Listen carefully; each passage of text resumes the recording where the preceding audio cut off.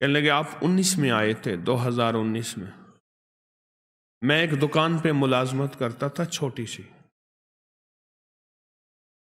اور خطرہ یہ رہتا تھا کہ وہ ملازمت کرنے والا دکاندار جو ہے وہ مجھے کہیں فارغ نہ کر دے، یا وہاں دن رات مسائل ہی مسائل تھے، مشکلات ہی مشکلات تھیں، پریشانیاں ہی پریشانیاں۔ آپ نے مجھے دو چیزیں بتائی تھیں، ایک 129 بار سورت کوثر، اور ایک سارا دن چلتے پھرتے سورت قریش۔ ہوا کیا؟ منظر کیسے بدلا؟ اس نے جو مجھے نقشہ بتایا وہ میں ذرا بتاتا ہوں۔ کہنے لگا میں نے پڑھنا شروع کر دیا۔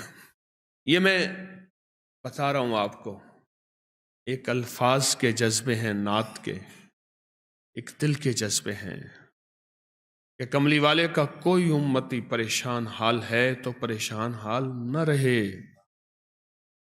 میرے آقا کا کوئی امتی ہے، وہ کسی رنگ، نسل، کسی مزاج، کسی مذہب، فرقے کا ہے، میرے امتی، کملی والے کا امتی خالی نہ رہے۔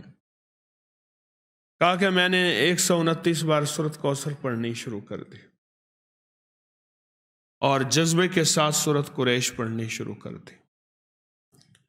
یہ جو انہوں نے لفظ جذبہ کہا ہے نا، یہی جذبہ فیصلے کرواتا ہے۔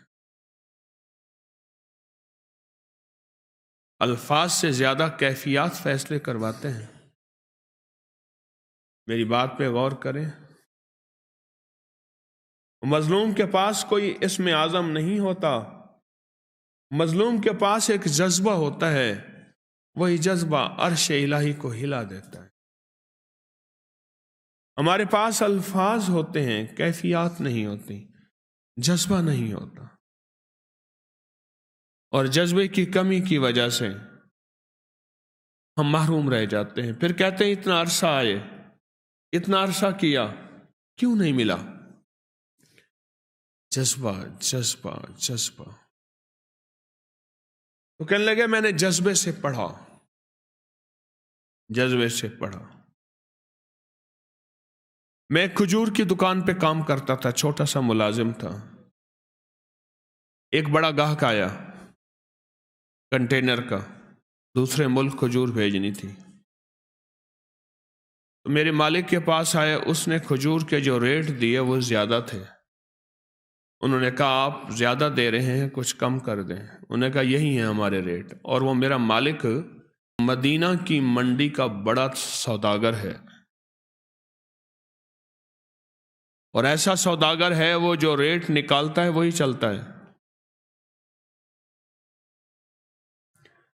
کہا کہ انہوں نے مجھ سے رابطہ کیا، میرے رابطے تھے چونکہ اور تاجروں سے، میں نے کم ریٹ پہ وہی چیز ان کو دے دی، کنٹینر بھر کے بھیج دیا، اور مجھے اتنا بچ گیا۔ کہا کہ وہ سب سے پہلا تحفہ تھا 129 بار سورت کوثر اور سورت قریش کا۔ 19 گیا، 20 گیا، 21 گیا، اب 22 بھی گیا۔ آج میں خود تاجر ہوں،